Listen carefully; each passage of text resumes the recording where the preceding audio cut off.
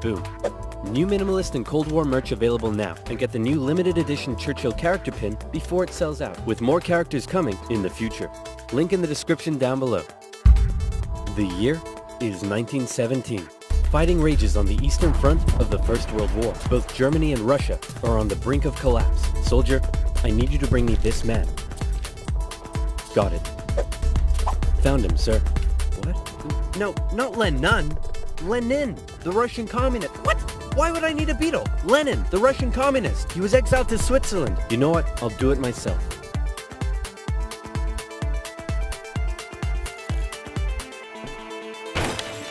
Who wants to start a revolution?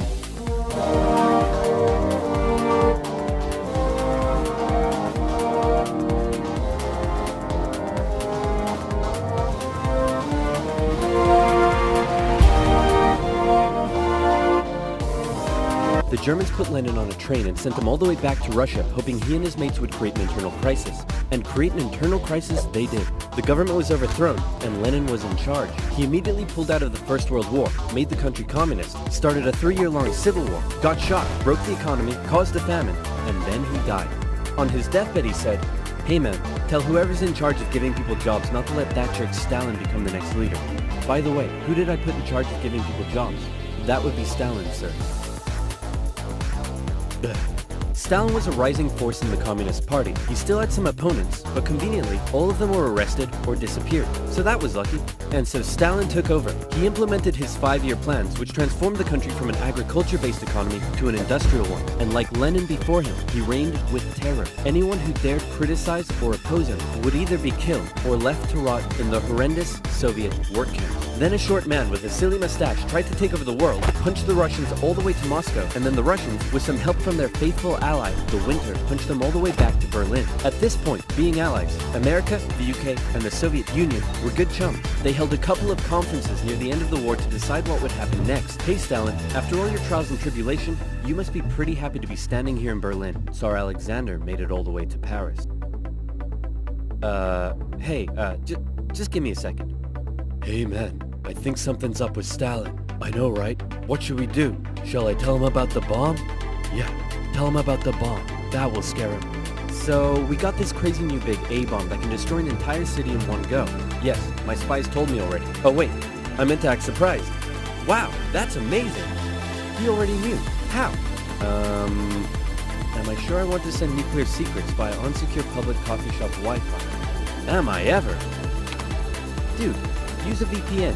And speaking of VPNs, if, like me, you take internet safety seriously, then you need NordVPN. NordVPN hides your online activities from outside intruders, preventing anyone from stealing your personal data and stopping your service providers selling your data to advertisers. With over 5,000 servers in 62 countries, it allows you to surf the net anonymously and securely. And it's simple to use. With just a click of a button, you can connect to a server halfway across the world, even allowing you to access streaming services from that specific territory. Say, for example, you wanted to watch a certain OverSimplified video that for some reason has been blocked in your country. With NordVPN, you can. It works seamlessly across PC, mobile, and tablet. Go to nordvpn.com/oversimplified to get an amazing 75% off. That's just $2.99 per month, with an additional month free for a limited time. So again, that's nordvpn.com/oversimplified, also in the description box down below. Now where were we? Oh yeah. Does the A stand for atomic or ass? Then America dropped their big A-bomb on Japan, and World War II officially came to an end. Hooray, we won! Okay, so now it's time to establish the New World Order. Stalin, you're in charge of Eastern Europe. Now, we want you to let them all hold elections. Oh yes, of course, elections. And these elections will be free and fair, right? Oh yes, certainly, free and fair. Definitely free and fair. Communist, communist, communist, communist, communist, communist.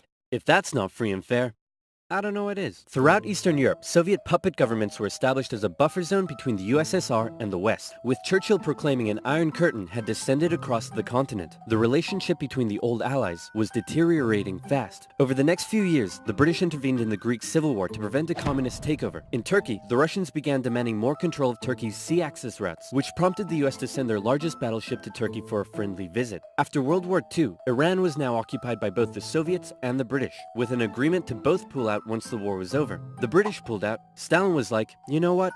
I think I might stick around. All in favor of kicking Russia out of Iran? You want to know something? You guys suck. Pressure from the UN forced the Soviets to leave, and with the establishment of NATO, the Soviets had no doubt that the West was out to encircle and destroy them. And America announced the Truman Doctrine, in which they basically said, those guys are not cool, cannot be trusted, and we will do everything we can to prevent the spread of communism around the world. Many viewed this moment as the official declaration of the Cold War. Back in Europe, everyone was living in a post-apocalyptic void brought on by the Second World War. Cities reduced to rubble, not enough food. It was terrible. This is great. The more they suffered, the more likely it is they'll turn to communism. Dude, you're really messed up. What's wrong with you? My father used to punish me severely. America realized what was going on and quickly made a move. Under the Marshall Plan, they sent $12 billion to Western Europe for its economic recovery. The countries of Stalin's Eastern Bloc looked on with envy. Hey Czechoslovakia, you want to come get some economic aid? Yeah, but I have to check with my mom first. Sorry, America. I can't come. This was a full-on economic battle raging between capitalism and communism in Europe. If the Western nations developed faster and better than the East, that would be a defeat for Stalin. So he set up his own rival economic recovery plan, which he called Comecon, and he also set up Cominform, which gave him more political control over the Eastern Bloc. But nowhere did this economic battle rage harder than in the city of Berlin. Caught over 100 miles behind Soviet lines, the city had been divided up between the Allies, and the western segments were still under Western control. East Berliners could travel freely to West Berlin, see the economic prosperity and think, maybe this communism thing ain't so great after all. I'm gonna have fun tonight. You're home late.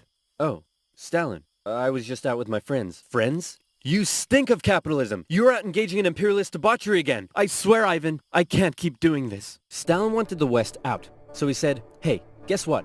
I'm blockading all of your supply routes to West Berlin. What are you gonna do about it? I suppose we'll just fly the supplies in.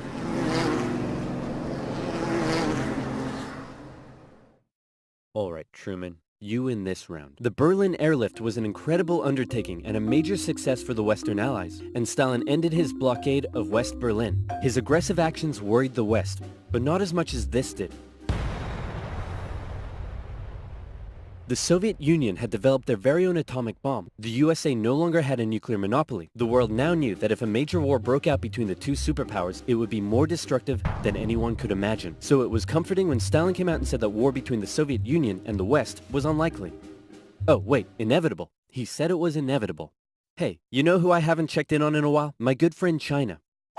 Whoa, what happened to you? What happened to them was a full-blown civil war that had been going on since 1927. The People's Liberation Army, under the leadership of Mao Zedong, successfully defeated the Republic of China, who fled to Taiwan. The now communist China and the Soviet Union signed a mutual defense treaty. This was terrible news for the West. But wait.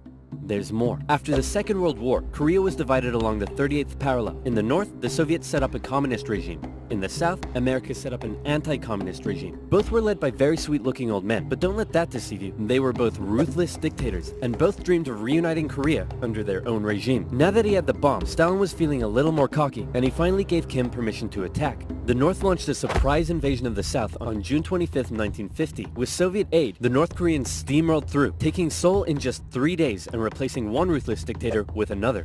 The UN were freaking out and quickly created an emergency force made up of troops from 16 countries to defend the South. The West still held Busan and made landings at Incheon near Seoul. They pushed the North Koreans out of Seoul, replacing the ruthless dictator that had replaced the first ruthless dictator with the same ruthless dictator that had previously been replaced by the new ruthless dictator. And the West then continued all the way up the Korean peninsula. At this point, China was getting worried that the UN may just keep going. The US had sent this guy to lead the operation. After winning the Pacific theater of World War II, General Douglas MacArthur's head was big and his balls were bigger. He reassured President Truman that there was absolutely no way at all that the Chinese would ever get involved. Meanwhile, 500,000 Chinese troops were crossing into Korea. Nuke 'em. No. Nuke 'em. No. Ah, come on! You're fired. The US considered the nuclear option, but now that the Soviets also had the bomb, they didn't want to risk all-out global destruction. The communists pushed the West right back almost to the exact same spot they had all started from, and they ended up in a stalemate, where they remained until both sides finally agreed to work towards a peace settlement in 2018. Back in America, Americans decided they wanted a new president who would be tough on communism, so they elected famed World War II General Eisenhower, who is really hard to draw. It's 1953. Hey Stalin, how you doing? Oh, he's dead. He had a cerebral hemorrhage and his reign of terror kinda came back to bite him in the ass, because he had imprisoned all of his best doctors, and those that were left were too terrified to treat him. The new leader, Nikita Khrushchev, called a meeting and said, hey guys, you know how Stalin was imprisoning and murdering us all for doing basically nothing? Yeah, he was kind of a jerk. I'm really not sure how this is news to you. Khrushchev went on a campaign of de-Stalinization. Statues of Stalin were taken down, Stalingrad was renamed, and Khrushchev announced that he wanted the Soviet people to be happy and would allow greater freedom in the Soviet Union. So how did that work out? Well, an uprising in East Germany was brutally suppressed, a revolution in Hungary was brutally suppressed, and demonstrations in Poland were brutally suppressed. Although he did finally allow some mild reforms. Back in the Soviet Union, he permitted more cultural expression, but then began banning stuff based on his own personal taste. Modern art looks like a child urinated on a canvas. Banned. Jazz music sounds like the feeling of needing to fart. Banned. Your poetry is really depressing. How could anyone in the Soviet Union be depressed? You're banned. Khrushchev wanted the Soviet people to be happy, but not like that, or that, or that. Young people began enjoying abhorrent Western pop culture. Son, remove that disgusting imperialist apparel at once. Shut up, Dad. You can't tell me what to do. Well, would you look at that? Turns out he can tell me what to do. The West had initially liked the cut of Khrushchev's jib, but world events soon soured relations even more. The two sides were spying on each other a whole lot throughout the Cold War. The KGB had spies and informants in nearly every aspect of Western life and government, so much so that whenever the US tried to send spies into the Soviet Union, the KGB were usually ready to arrest them on the spot. Members of the Manhattan Project aided the Soviet Union in acquiring the bomb. Some American officials believed they were on the wrong side. I'll sell you 3 secrets for $5 million. Okay. Go ahead. The Allies are digging a tunnel under East Berlin to tap your communications. There's an American agent living at this address in Moscow, and sometimes, when I'm home alone, I like to put on my wife's dresses, sit in the corner, and cry for hours. Very interesting. In America, fear took hold during the Red Scare and the McCarthy trials. American values imploded as fear of communism collided with freedom of thought and expression, and communist kind of became a buzzword thrown around to describe anything people didn't like. Hollywood? Communist. Your next door neighbor's dog? Communist. When the grocery store cashier asks if you need a bag when you clearly can't carry 10 tubs of Baconaise in your hands, communist. But one area in particular where the US had an edge over the Soviet Union was in its espionage technology. In particular, U-2 spy planes flew across Russia carrying out surveillance from the skies. There was a nasty incident in 1960 though, when one was shot down and Khrushchev was furious. Who the hell is this? He's a high-altitude weather enthusiast who flew off course. Okay, that sounds plausible. Wait a minute. Why does he have a gun and a poison needle? Because he's a very naughty high-altitude weather enthusiast. But much to America's concern, the Soviet Union appeared to be ahead in the space race. Everyone freaked out when Russia launched the world's first satellite, and then they actually sent a man into space. Even worse, there also appeared to be a missile gap in the Soviets' favor, and Khrushchev was so confident that he even allowed the US to set up a technology exhibit in Moscow, attended by a certain Vice President Richard Nixon. Check this out. We have color TV. Yes, but we've been to space and can obliterate you with our massive nuclear arsenal. Check out this vegetable peeler. Tensions increased further when both sides upgraded their atomic bombs to hydrogen bombs, and after West Germany was allowed to join NATO in 1955, Khrushchev set up the Defensive Warsaw Pact, strengthening the military ties between the Soviet Union and its satellite states. In 1960, Americans decided they wanted a new president who would be tough on communism, so they elected John F. Kennedy. The Soviet Union was advancing its technology, but it was also bleeding its coffers dry, and all of the money was going towards the military, not the people. Life under communism was still as hard as ever, and Berlin remained a thorn in the Soviet side. The contrast between the economically prosperous West and the struggling East was clearer day by day, and East Berliners were still able to freely travel to the West. Now, many of them were deciding to stay there. Millions defected to West Germany via West Berlin, causing Eastern factories to lose workers and taking a heavy toll on the economy. Soviet leaders decided this couldn't continue any longer. First, Khrushchev tried this: leave West Berlin, or else. Or else what? Or else, I'll be really mad at you. Yeah, no, we're gonna stay. Listen, man, West Berlin is ours, East Berlin is yours. That's just how it is. Kennedy felt pretty good about his show of American resolve. But wait a second, did you catch that? Let's replay it. East Berlin is yours. Uh-oh, Kennedy just told Khrushchev that the USA wouldn't interfere in what the Soviets did with their section of Berlin, so Khrushchev came up with a new idea. We're gonna build a wall, and it's gonna be a big, beautiful wall, and it's gonna keep out all the Mexicans. No, sir, that's wrong. It's gonna keep in these Berliners. Oh, sorry, it's gonna keep in all the Mexicans.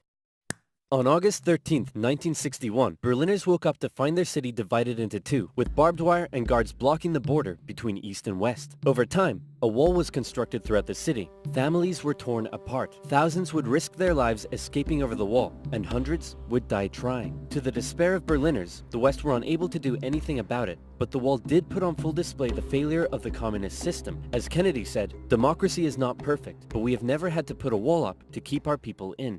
As part of the agreement between the two sides, US diplomats were still allowed to travel to East Berlin. But suddenly, East Berlin crossing guards started giving them the business, and Kennedy was like, nah. In October, the US rolled tanks up to the crossing point at Checkpoint Charlie as a show of strength. The Soviets did the same, and the two were in a standoff. They stayed like that for 16 hours, and the world braced for nuclear Armageddon. Thankfully though, Kennedy called Khrushchev directly and was like, hey man, this is getting way too hot. How about you back your tanks up by an inch and we'll do the same? Sounds good. Okay, how about you back your tanks up by another inch and we'll follow suit? Alright, hey, you want to do another inch? And they both very slowly inched away from the apocalypse. Phew, let's hope that's the biggest crisis of my presidency. It wasn't.